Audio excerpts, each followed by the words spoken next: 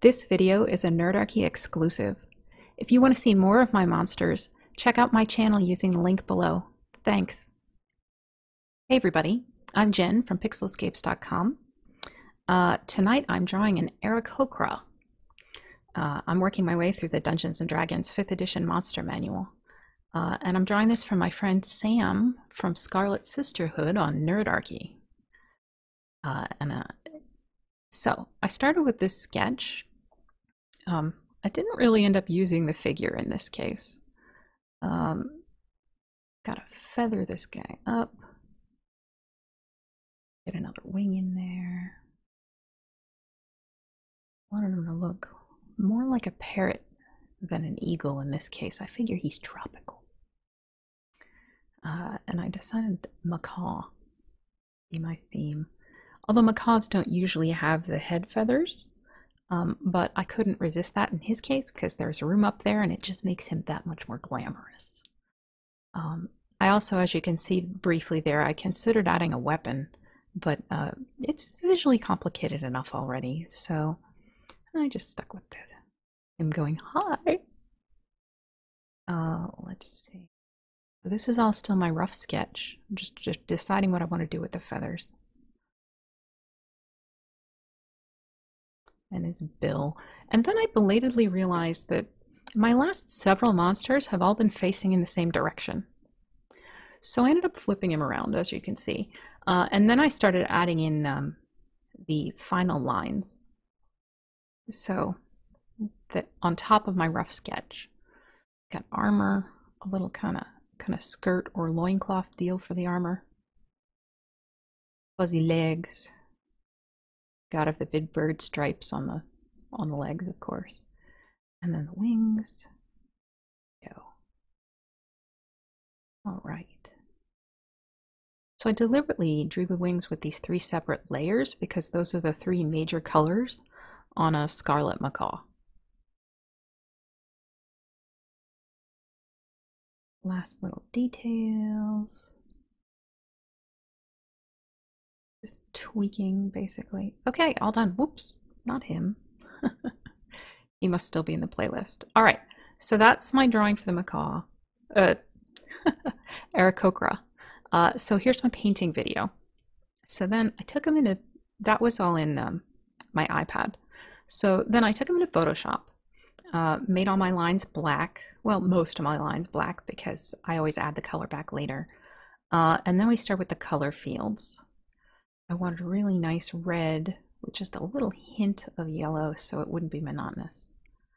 And then the next layer, of course, is yellow with, again, like a little hint of red for the transition and a little green because we're not going to have too much of that. And then the blue feathers with some cyan, but then I kind of backed that off a little. Watch with the green. Just a little light blue. There we go. All right, and then the back part of his wings. I started with yellow, but then I realized I had a little concern there because his hand, which is raised, is going to be orange. So I didn't want it to blend too much. Added that same little green edge to his wrists.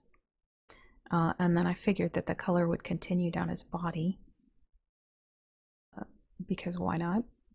And then he ended up with blue legs.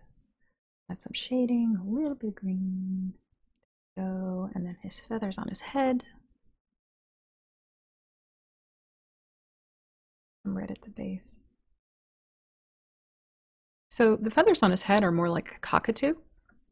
But, you know, Aarakocra are all part of a magical world, so they can be quite different.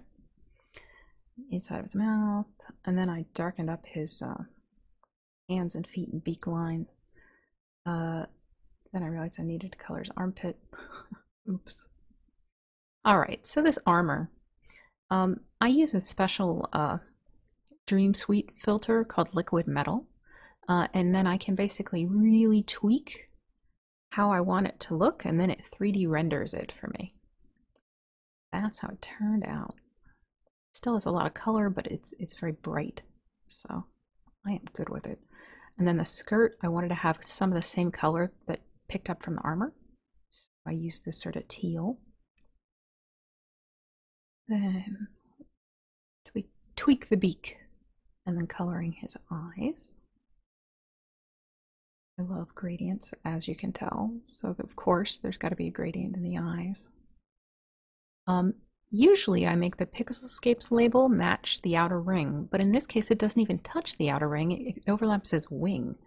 So I don't usually recolor it, but in this case I wanted to recolor it just so that it would show more of the wing colors. You'll see what I'm done. So see how that blends a little more? And then the outside ring, I wanted to be real fussy about how it meets up with the rest of him, because you get these little specks of color in between. So I just adjusted where that is. And here I start laying in the inner and outer ring colors, because my theme for all these, I always draw them on a circle because it's like a token. For a virtual tabletop, for example, like if you're using them on Roll20. Plus, I think it's nice to have, it's just a nice graphical element. And feather texture. Lord knows, can't leave well enough alone. I've got to add some texture. I liked how it looked, but I had to pull it back a little because I don't want to make his top half orange. I definitely want it to be red. So, but then his body, I didn't want the really big feathers, I wanted little feathers. So first I had to select those areas and then get these feather textures lined up with the rest of his body, but not overlapping each other. It'll make sense when I'm done, I swear. Fixing his hip. Come on. There you go. Okay. And erasing it on his elbow, and then I use that just to give a similar effect, but it's enough to see, but subtle. Okay. And then it's just about line colors. So I put the line color on the token first, on the outer ring. And then I think I went for his wings. I did his beak and hands instead, and feet, with orange. Cleaned up his nostrils. I didn't want it to be entirely orange though, so I darkened the edge of it. I tried that a couple different ways until I had it how I liked it. There you go, just so it doesn't completely blend into that red at the top. Yeah. But it still has the suggestion of orange, which is the main point. Then I laid on some blue, that helps it pop from the background. And of course red on the top part. But that's a little intense, so I did end up reducing that intensity because I don't want to totally wash out the detail. There we go.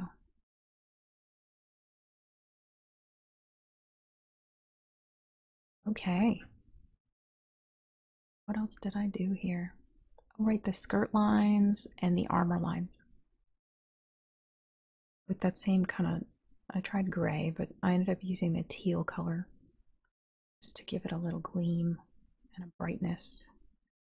And you only really have that color in the middle, so might as well. Okay, all done. So thank you all for watching once again. Please do like, comment, share, subscribe. I will reply to you. And you can see more of my monsters at pixelscapes.com.